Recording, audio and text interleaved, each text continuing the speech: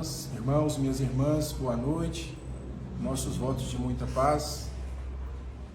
Há muitos anos e ao mesmo tempo aqui e agora, um lugar muito longínquo e ao mesmo tempo aqui e agora, alguns homens e algumas mulheres cavalgavam numa noite muito escura, quando de repente veio uma voz do céu e lhes disse: desçam de suas montarias, peguem sacolas, coloquem pedras dentro, remontem aos seus cavalos e amanhã, quando o sol nascer, vocês estarão felizes e tristes ao mesmo tempo. Alguns homens desceram, algumas mulheres desceram, colocaram algumas pedras na sacola, alguns mais, outros menos, alguns não desceram. E no outro dia, quando o sol apontou, eles ficaram felizes e tristes, assim como aquela voz que veio do céu disse. Porque, meus irmãos e minhas irmãs, não eram pedras, eram pérolas.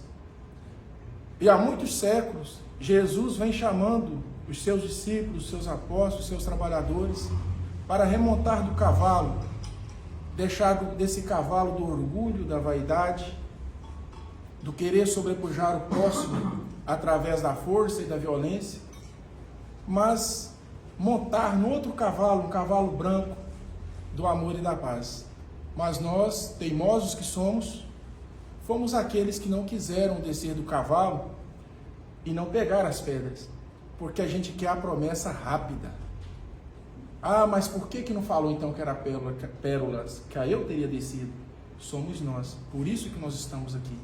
Mas aqueles obedientes, que ouviram aquelas vozes, desceram dos cavalos e pegaram as pedras, que depois vão ver que eram pérolas, são os espíritos benevolentes, aqueles que ascenderam até as esferas mais altas e por misericórdia do amor de Jesus, eles descem para nos ajudar. E eles descem para acender luz para os bons e para os pseudos maus. Porque todos nós espíritas sabemos que o mal é transitório, o bem que é perpétuo. Então nós nos comprometemos hoje a discorrer sobre um tema interessante. O mal não sabe chorar. E nós vamos buscar primeiramente Jesus no seu discurso, que nas palavras de Mahatma Gandhi é o maior discurso que a humanidade já ouviu. O libertador da Índia, do tacão britânico, afirmou que todo o evangelho do Cristo se resume nesse discurso. Assim como um garoto de 19 anos que queria descobrir se tinha como resumir a Bíblia em uma hora, e ele procurou vários sábios, até que um sábio pegou e falou com ele que conseguia resumir a Bíblia em 1 minuto. E ele desafiou o sábio. Falou assim: então tá bom, você consegue resumir todo o ensinamento de Jesus enquanto eu fico na posição de 4 aqui, né, da perna? O sábio falou assim: pode se colocar em posição. Aí ele ficou em posição e o sábio disse: amai. E calou. O rapaz cansou, colocou o pé no chão e falou assim: e aí, cadê? Eu resumi todo o evangelho para você. Amai. Jesus, vendo a multidão, subiu ao monte. Sentando-se, aproximaram-se dele os seus discípulos, e Jesus ensinava dizendo: bem-aventurados os humildes, porque deles é o reino do céu. Bem-aventurados que choram, porque eles serão consolados pelo próprio Deus. Bem-aventurados os pacientes, porque eles herdarão a terra. Bem-aventurados que têm fome e sede de justiça, porque eles terão o amparo da justiça divina. Bem-aventurados os misericordiosos, porque eles alcançarão a misericórdia. Bem-aventurados limpos de coração, porque eles verão Deus face a face. Bem-aventurados pacificadores, porque eles serão chamados filhos de Deus. Bem-aventurados que são perseguidos por causa da verdade, porque deles é o reino do céu. Bem-aventurados sois vós, quando vos perseguem, quando vos injuriam, e mentindo fazem todo o mal contra vós por minha causa. Exultai e alegrai-vos, porque é grande o vosso galardão no céu. Vamos nos atentar à segunda bem-aventurança. Bem-aventurados que choram, porque deles é o reino dos céus. A humanidade estava acostumada até então com a tradição, o Antigo Testamento, com um Deus que não era um pai, ele era um Senhor do exército. E Jesus vem falando de um Senhor da paz. Portanto, Jesus não enfrentou os soldados. Ele cedeu aos valentões, cedeu à força, ele combateu com amor. Então Jesus vai, digamos, entre aspas, contrapor, falando o seguinte: bem-aventurados que choram. Nós desde criancinha a gente ouve, né, falar não chorem, né, nós mesmos, né, Rafael, que somos homens, homem não chora, e agora virou bebezinho. Então o choro era símbolo que é da fraqueza. E Jesus vem exaltar aquele que chora. Bem-aventurados que choram, porque eles serão consolados. Consolados por quem? E ele vai falar, consolados pelo próprio Deus. O espírito Hilário Silva, através da mediunidade de Chico Xavier, vai nos contar que certa vez, Eurípides Barçanufo, um médium mineiro, ele sentiu, né, à noite sair do corpo e volitava pelo espaço, e mais alto, e ele sentia vontade de voltar para o corpo, mas ele sentia como se fossem mãos invisíveis o puxando, e ele foi subindo, até que ele chegou a uma paisagem, tinha um riacho perto, tinha uma pedra, e tinha um homem sentado com um semblante triste perto dessa pedra, e ele foi se aproximando, até que ele se deteve. E ele observou que esse homem era o próprio Cristo. E ele, observando mais, viu que Jesus estava chorando. Então Eurípides Barçanufo começou a lembrar de toda a trajetória de Jesus na terra, dos primeiros que ele convidou para o reino de Deus, das curas que ele foi fazendo, dos espíritos imundos que ele tirou daquele rapaz, do cego que ele curou. Foi lembrando da sua caminhada para a crucificação, lembrou das suas torturas, lembrou também do Jesus ressurrecto, e não aguentou e perguntou para ele: mestre, tu choras por causa daqueles que ainda não conhecem o Evangelho e não te seguem? E Jesus não disse nada, e ele insistiu: mestre, mas todos ainda conhecerão o seu Evangelho. Aí Jesus pegou e disse: eu não choro pelos que não conhecem o Evangelho. Eu não choro pelos ignorantes. Eu choro por aqueles que o conhecem, mas não o praticam. Então Eurípides Barçanufo volta, regressa ao corpo físico, e aquela lição nunca sai da cabeça dele, e ele também nunca a revela a ninguém. Mas, quando chega o momento do seu desencarne, assim que ele deixa o corpo e chega às esferas mais altas, a primeira atitude de Eurípides Barçanufo foi criar o Hospital Espiritual Esperança. Para quê? Para socorrer os espíritas que falham nas suas missões.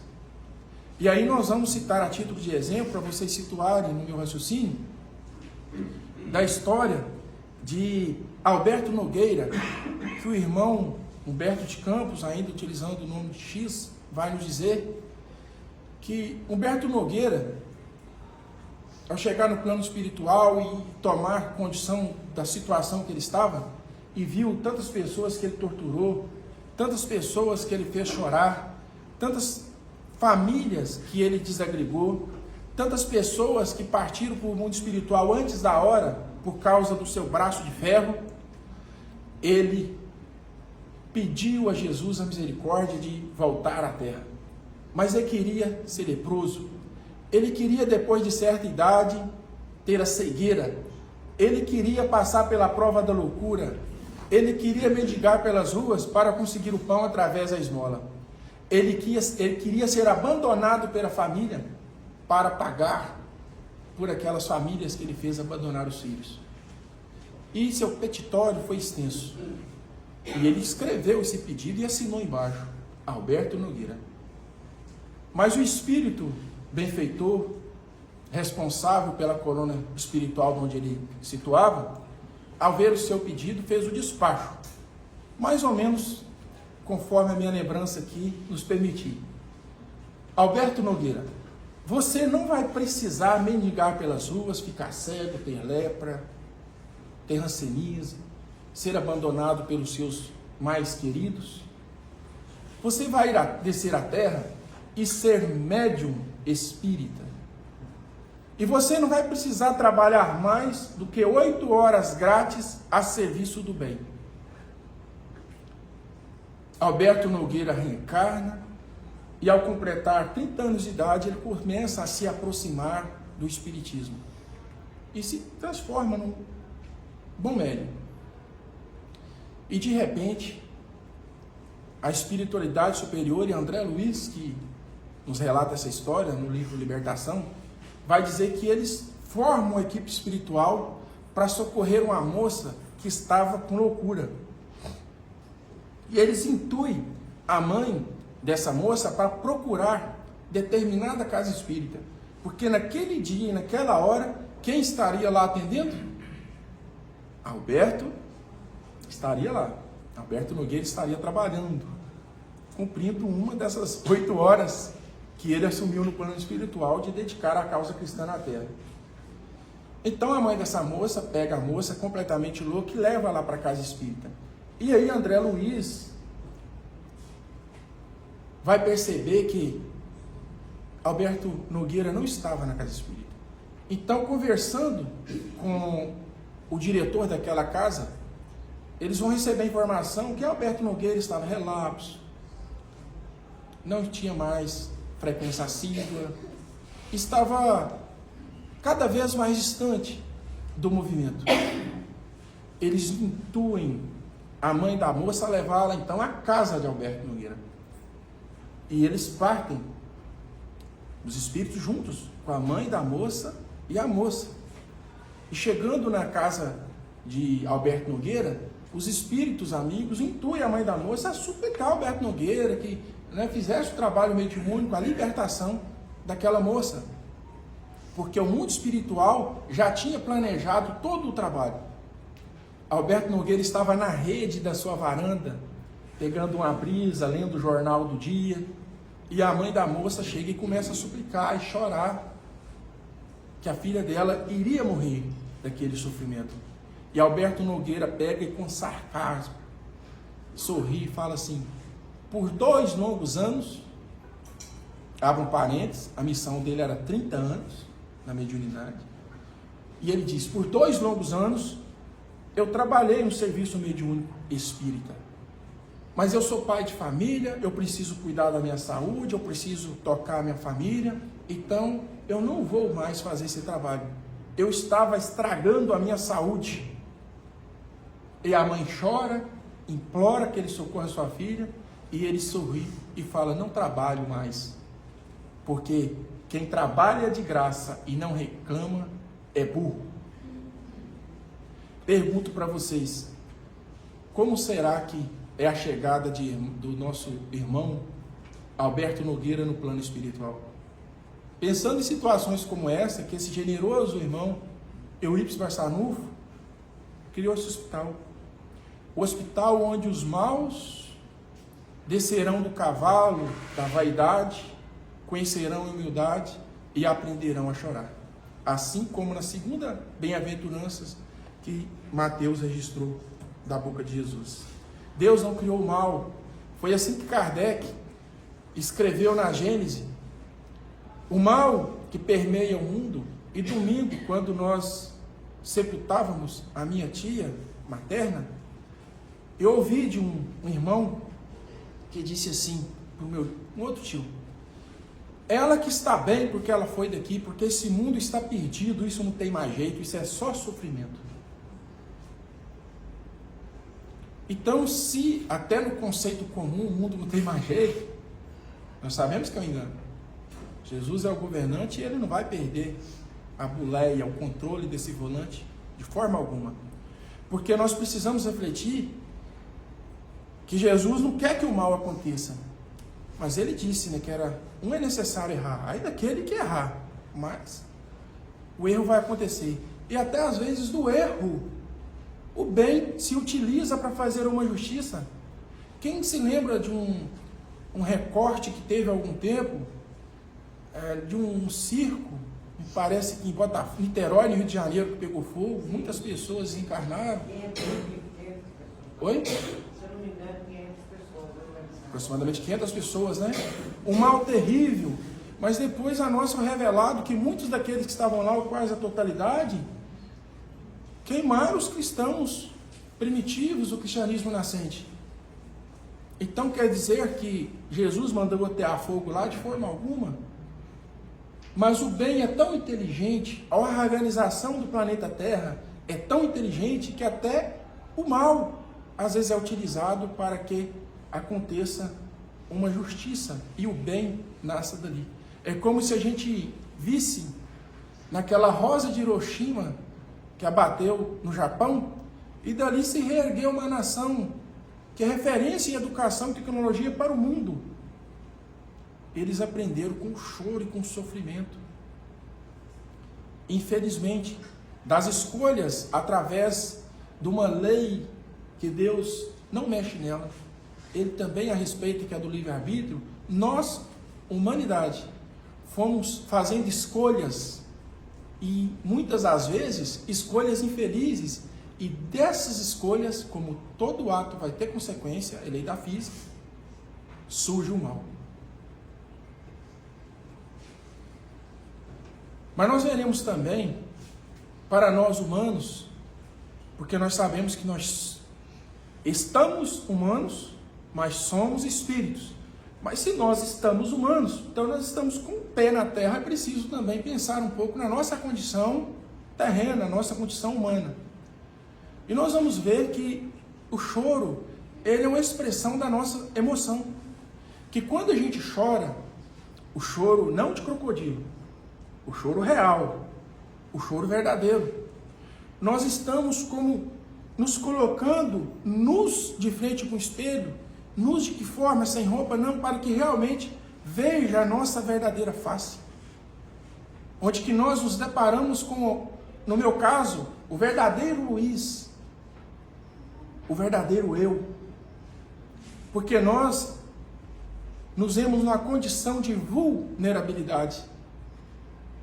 Paulo, que tanto falou da submissão, nesse momento a gente aceita a submissão, aceita que os organizadores responsáveis pela nossa reencarnação assumam naquele momento diretrizes que possam serenar luzes naquelas trevas que a gente enfrenta naquele momento.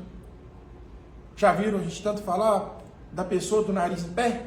Naquele momento a gente desce com a ponta do nariz. Infelizmente, meus irmãos e minhas irmãs, na maioria das vezes isso acontece graças à dor, a essa professora. Mas nós temos a opção de aprender através do amor. Teimosos que somos, alunos repetentes que somos. Eu sempre gosto de falar que não somos alunos de primeira classe, nós somos alunos repetentes. Se pegar na antiga origem que temos conhecimento, nós tomamos repetência lá em Capela, então tivemos que vir para essa sala de aula chamada Planeta Terra para pagar essa disciplina que nós temos. E a gente revolta, endurece o coração. Vocês já viram pessoas duras de coração chorar? Chora é quem é humilde de coração. E nós erroneamente começamos a ver um Cristo como aquele que quer a pobreza, porque bem-aventurados são os pobres. Gente, bem-aventurados são os humildes, aqueles que choram, aqueles que não têm vergonha de se fazer de verdade de frente do espelho. E não tem como a gente falar do mal, não saber chorar, sem lembrar de um grande trabalhador da Seara Espírita Montes Clarense, que foi Cide Davi. A primeira vez que eu usei essa expressão, estávamos numa pré-eleição, numa introdução na palestra, na Instituição Espírita de Caridade, Instituição Espírita de Caridade Solar de Jesus, quando Maria Luísa, mediunizada, dirigiu-se a palavra para uma moça que chorava copiosamente e disse: minha irmã, fazes bem chorar, porque o mal não sabe chorar. E aquela frase adentrou na minha cabeça. O mal não sabe chorar, frase forte. E depois eu indaguei a origem daquele verbete, e ela disse que passou aqui na nossa seara um valoroso trabalhador que tinha uma mediunidade de cura espetacular. E quando ele chegava para um atendimento fraterno, e muitas das vezes as pessoas em estados deploráveis, mas começava a chorar e falava: meu irmão, muito bem você está chorando. Só o bem sabe chorar, porque o mal não sabe chorar. E aquilo ali abria caminhos para a espiritualidade amiga trabalhar. Porque o trabalho não parte de nós. O telefone toca lá de cima. O serviço é feito lá de cima. E o choro também, com uma conexão com o divino. Mas nós precisamos perguntar, então, por que o mal não sabe chorar? E eu já adiantei. O mal, ele não tem a capacidade de experimentar emoções sublimes, como a da compaixão. Já viu falar assim que a gente é preciso ter muito mais do que pena, muito mais do que dó. E é mesmo, porque Jesus ensinou a gente a ter compaixão. É preciso ter o arrependimento. Nós sabemos que às vezes a gente vai errando e depois a gente cai no remorso. O remorso em si, por mais que possa ser estudado como primeiro estágio do arrependimento, mas o remorso nem sempre ele é um bom companheiro. Mas o arrependimento sim, porque o arrependimento vai nos levar para a reparação. E quando a gente se arrepende, se dá conta de tantas existências que nós negamos ao chamado do Cristo, que Emmanuel, numa mensagem linda, maravilhosa, chamada Jesus está chamando, e que vai falar que desde a primeira hora chamou os seus discípulos, chamou os seus seguidores, veio chamando os apóstolos, veio chamando, e nós, o que nós estamos, e chegou a sofrer as consequências da cruz, e o que nós fazemos por Ele? O que a gente faz, o que nós estamos fazendo por Jesus? Mas Jesus quer realmente que a gente faça por Ele? Quer que a gente faça por aquele que Ele deixou aqui. E Ele disse que Ele partiria, e nós ficaríamos, e coisas maiores a gente poderia fazer. Mas nós precisamos então dar o primeiro passo, que é arrepender, e depois partir para a reparação. E a gente fica na esperança, porque a doutrina espírita também é a doutrina da esperança. Doutrina consoladora, que consola e nos traz a esperança. Uma esperança de vida além do túmulo, uma esperança que também nós podemos, no momento que nós nos despertarmos, a gente pode começar a caminhar para atender esse chamado. E esse chamado vai ser para nós, que nós temos que ter a franqueza de falar: ainda somos maus. Lembra do nosso irmão, que no momento que a gente colocava uma irmã no túmulo, disse que ela agora que está feliz, que nós estamos num planeta que não tem mais jeito, que é só sofrimento? Mas o planeta de regeneração bate às portas, e já bateu. E esse irmão um dia vai descobrir que tem jeito sim. E os oficineiros, os mecânicos, os pedreiros que vão construir esse novo mundo somos nós, que fomos maus, que aprendemos a arrepender, aprendemos a chorar, aprendemos a trilhar na humildade e trabalhar de alguma forma para Jesus. E como a gente pode trabalhar para Jesus? Essa casa aqui, cadê a Zoraia? Aqui, né? Ela falou de várias atividades na casa espírita, falou dos trabalhadores à última hora. Gente, está faltando trabalhador, serviço tem demais. Tem serviço que a gente nem imagina dentro da casa espírita, precisando de trabalhadores. Eu sempre gosto, eu peço até licença a ele, que André Luiz, quando ele fala, e aquilo tocou meu coração de forma esplendorosa, quando ele está às portas do nosso lar, e ele já se sente mais preparado, e André Luiz pega e diz que o trabalhador está pronto, que venha ao trabalho. Lembram disso, inclusive no filme? Então nós precisamos saber que nós ainda somos inchadões, com dentes enferrujados, mas a gente quer fazer nem que seja um buraquinho para que o Senhor possa jogar a semente, e que essa semente não seja necessário cair lá no espinheiro, cair em cima da pedra, mas caia dentro daquele buraquinho que eu, que você, na condição de um enxadão enferrujado, cheio de dente, foi capaz de fazer para germinar a semente do reino de Deus.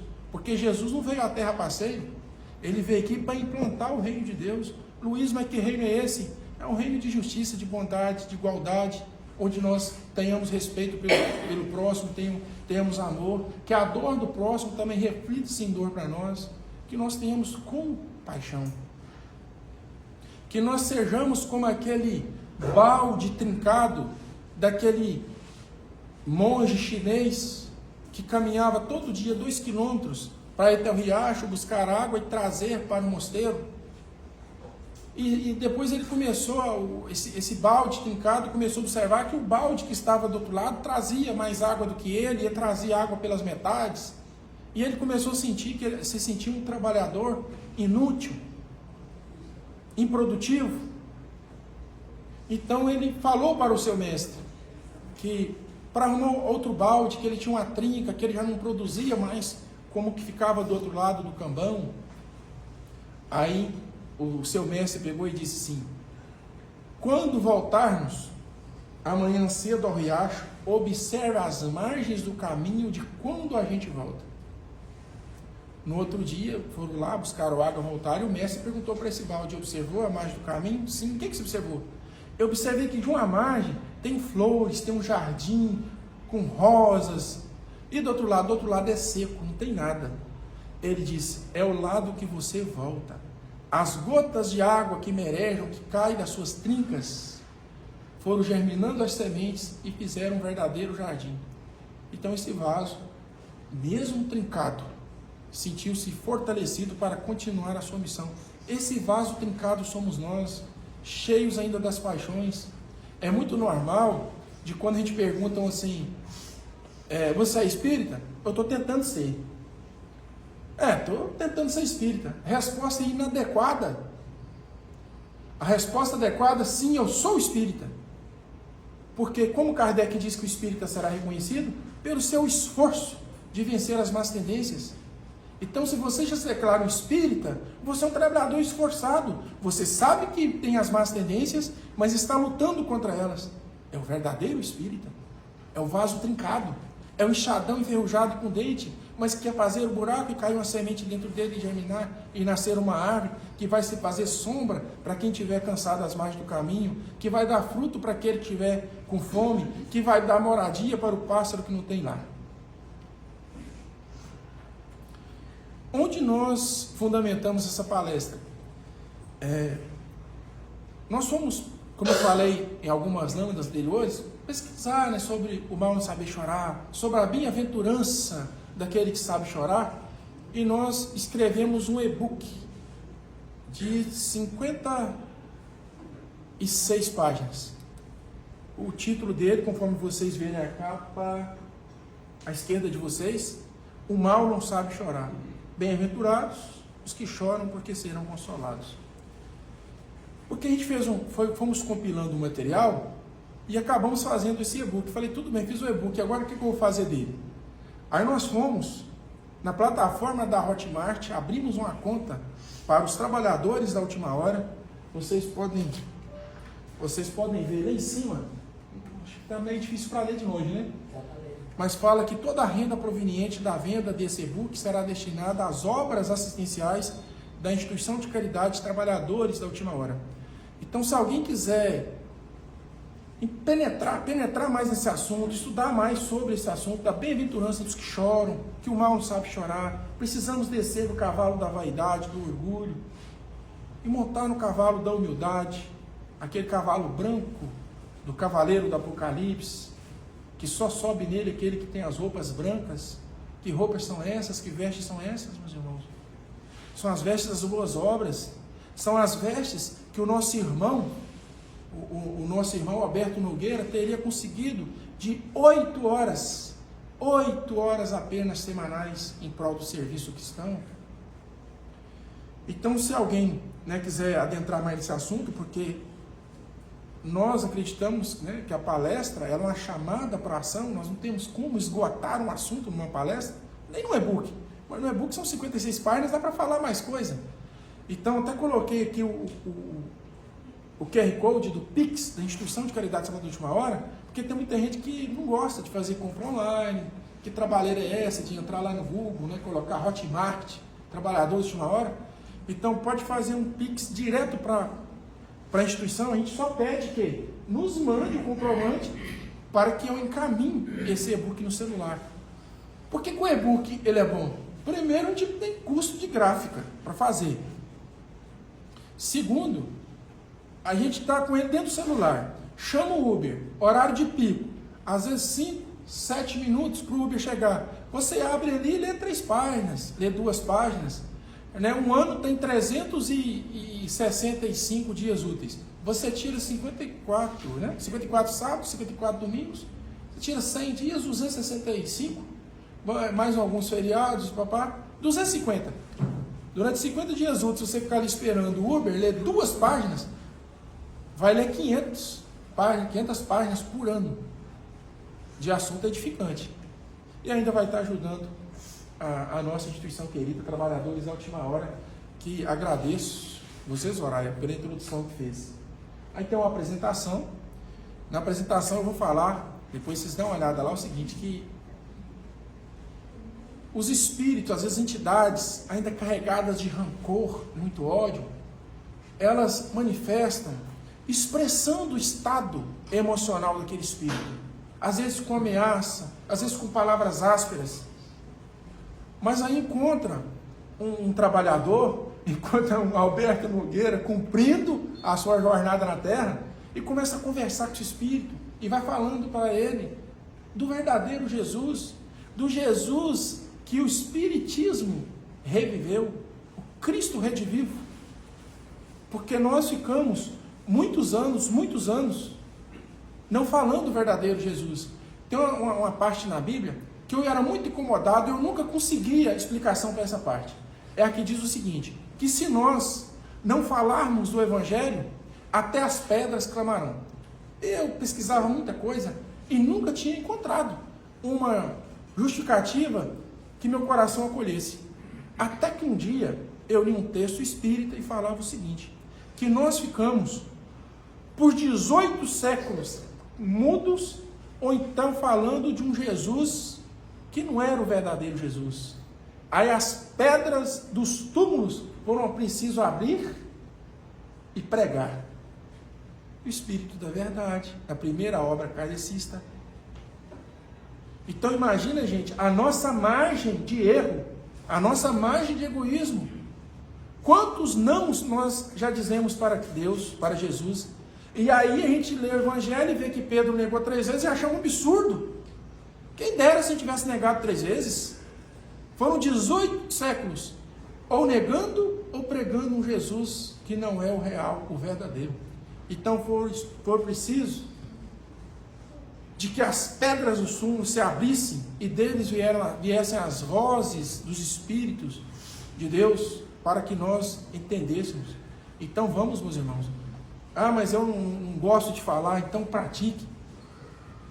Né? Nós podemos também expressar o Evangelho de Jesus através das nossas mãos, através dos nossos pés, através do nosso olhar, através da nossa boca também. Então, voltando ao raciocínio, esses espíritos chegam enjaulados, no ódio, na raiva, e eles são, permitam-me uma franqueza na palavra, amansados. Eles recebem acolhimento. O que está faltando muitas vezes para nós é o acolhimento. Eles recebem acolhimento. E de repente, eles começam a chorar. E quando eles começam a chorar, o trabalho da espiritualidade é facilitado. E eles mudam de lado. Eles deixam aquela servidão das sombras e vêm ser servidor da luz. E começam a engatear, começam os seus primeiros passos na obra cristã, na obra redentora. E isso me fascina. Como que a pessoa, na sua impetulância, na sua arrogância, Mas de repente, como pode o coração, né, ser amolecido e chorar? Quem aqui vai lembrar? Ainda tem uns minutos, né? Tá, tem a hora. Ela que é o meu cronômetro. É porque ela é muito discreta. Às vezes faz um sinal, eu tô olhando para cá, não vejo, né? É minha esposa, gente, Simone, minhas duas gêmeas, Bia e Malu. Quem vai se lembrar aqui do livro Sexo e Destino? Quem não leu, faça a leitura. Né? Lá tem a garota Marita. Marita chorou. O choro de Marita é um choro real e comovedor. Marita, ela achava que era filha adotiva de Cláudio Nogueira. Então Cláudio Nogueira, intuído pelos espíritos enraizados pelo mal, teve um plano macabro: estuprar, abusar da própria filha. Porque ela achava que era filha adotiva. Porque eles tiveram uma secretária do lar, essa secretária engravidou e depois veio a falecer, e eles deram continuidade e cuidaram dessa menina. Então, imagina hoje a gente fazendo um perfil falso, um zap fake, um WhatsApp fake, e ele se passa pelo ex-namorado dela, que ela ainda estava muito apaixonada, chamado Gilberto. Só que Gilberto estava apaixonado pela sua irmã Marina. Mas ele se passa por Gilberto, na época das cartinhas, escreve para ela como Gilberto e marca o local, marca o dia e a hora que ele ia encontrar com ela. Então ela já estava lá no quarto, né, com as luzes tudo apagadas, esperando ele. E ele adentra. E na hora que ela se apercebe que estava sendo abusada do pai adotivo, ela sai gritando, disparada. Né? Nessa hora, a sua esposa, Márcia Nogueira, vai aparecer no ambiente, vai dar um grito, né, com ele: Cláudio, onde chegou a sua baixaria? Aonde tu chegastes? Abusar da sua própria filha? E ele leva um susto e ela fala: isso, porque você não teve acesso às últimas cartas que a mãe de Marita escreveu, onde ela fala que foi abusada por você e engravidou, e ela não suportaria a dor e suicidou. E você acabou de fazer isso com sua filha? Então Marita parte disparada, louca, atravessa a avenida de qualquer jeito e é abarrotada por um carro. Ela vai para o hospital, Cláudio Nogueira vai para o hospital, e ele chegando lá e vendo a filha dele, né, entubada, tudo cheio de aparelho, semi-morta. Aí bate nele o remorso, e ele cai de joelho e chora. E o seu obsessor, vendo ele chorar, vai falar assim: Cláudio Nogueira agora virou um bebezão, um chorão. Só que Cláudio Nogueira tinha um amigo, vocês vão se recordar, que era espírita, e visitando a menina no hospital e vendo a situação de Cláudio Nogueira, tirou da bolsa o livro O Evangelho segundo o Espiritismo e presenteou Cláudio Nogueira e deixou lá na mesinha. E Cláudio Nogueira de vez em quando caminhava para ler aquele livro, mas voltava. Caminhava para ler aquele livro e voltava. E você sabe por que ele caminhava e voltava, né? Pelo magnetismo que o obsessor exercia sobre ele. Mas teve uma hora que não teve jeito. E ele foi lá e leu. E leu exatamente aquela parte onde que, né, os espíritos mesmo endurecidos também cairão, digamos, na real, se arrependerão e servirão a obra da paz. E ele encantou com aquilo e falou: então, tem jeito? Eu tenho jeito? Para esse Jesus não me foi apresentado, não. Esse Jesus que perdoa os mais maus, os maldosos. Não, esse Jesus nunca tinha me falado dele. E nessa hora ele chora copiosamente. E o obsessor dele, vendo aquele choro copioso de Cláudio Nogueira, quis ir lá olhar por que ele leu aquela página e se transformou tanto. E também começou a se transformar. E com pouco tempo, o asqueroso obsessor era o espírito protetor daquela família. Marita vai voltar como neta de Cláudio Nogueira. E um certo dia, Cláudio Nogueira com ela na rua, criança parte disparada para atravessar a rua. Na hora que ele viu que a neta ia ser atropelada, ele puxa ela e deixa o carro acertá-lo em cheio. E ele desencarna. Mas ele chega aos planos da luz satisfeito por ter em terra se arrependido e a começar a sua caminhada no retorno do Criador. Porque o que Jesus quer é isso. Vocês têm dúvida que nós somos criaturas de Deus? Pelas nossas escolhas nós nos distanciamos dele. Aí Jesus vai nos puxar pelo braço e nos voltar para perto do nosso Criador. Quem que vai se lembrar de uma outra história fantástica? O reencontro de Matilde e Gregório. Gregório havia sido um religioso por algum tempo, exercido muito poder, e ele chegou nos planos, pois não?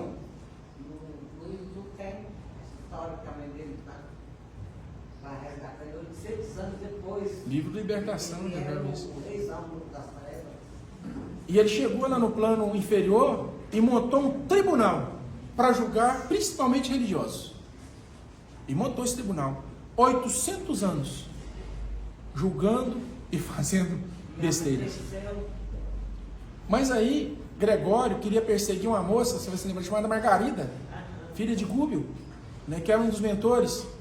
E eles vão formar uma equipe, André Luiz, Gúbio, os 6 irmãos espirituais, para vir fazer a libertação de Margarida, que ela estava tão influenciada pelos espíritos inferiores que ela ia desencarnar. E Gregório tinha esse plano. Então, os espíritos trabalhadores de Jesus conseguem, numa sessão mediúnica, resgatar um desses espíritos que ainda estava nas sombras. E Gregório fica revoltado. Então ele pessoalmente vem para vingar de Gúbio. E os espíritos amigos formam também a sua equipe e fala: hoje vai ser o dia da gente libertar Gregório. E André Luiz vai narrando, que eu vou resumir aqui em poucas palavras. Gregório fica de um lado da rua com os seus capatazes trevosos e chama Gúbio para o desafio. Gúbio continua sereno, entra em prece e nesse momento ele se esforça para ser o médium para receber Matilde, que havia sido mãe de Gregório. Matilde habitava os planetas mais superiores. E naquele momento, através da mediunidade de Gúbio, vem uma voz e fala com Gregório para ele parar de ser teimoso. As mães falam assim para os filhos, né? Deixa de ser teimoso, menino. E ela chegou e falou: deixa de ser teimoso, menino. Pare de servir às sombras. Os seus séculos no mal se acabam. E ele fica meio confuso e fala: não sei se é anjo ou se é demônio, mas quem for, então apareça e combata-me. Ela: pois bem. E ela se materializou através da mediunidade de Gúbio. E na hora que Gregório se deparou com a sua mãe, ele caiu de joelhos. Minha mãe, minha mãe, minha mãe. E começou a chorar. Nesse momento, aquele coração duro, enrijecido 800 séculos, nos umbrais baixos. 800 anos na frente. Não se apavore. André Luiz estava no umbral médio. Ele estava nos baixos. E ele é liberto do mal, recolhido aos hospitais adequados no mundo espiritual, e dali Matilde vai falar em voz serena que o recebia, assim como o dia recebeu como mãe aqui na terra, para os seus primeiros passos no trabalho da luz. Eu quero finalizar com vocês me perdoam, na nossa emoção e adaptação, umas palavras da mediunidade de um médium muito conhecido de São Paulo, chamado Jorge Rizinho, as palavras de Castro Alves. Vai vagando pelo mundo, embuçado pela noite, sombrio o planeta escuro, tal tocado pelo açoite. E na órbita desse rastro, vai deixando denso rastro de terrível vibração. São gemidos, uivos e gritos de seres ainda aflitos que não conheceram o perdão. Senhor Deus dos deserdados, olhai para esses seres infelizes que não são abandonados e derramai a sua luz sobre a kármica cruz que carregam esses réus. Olhai para eles, Senhor, e ouvi os gritos de dor que se espalham pelos céus. Boa noite, muito obrigado. Nós que agradecemos.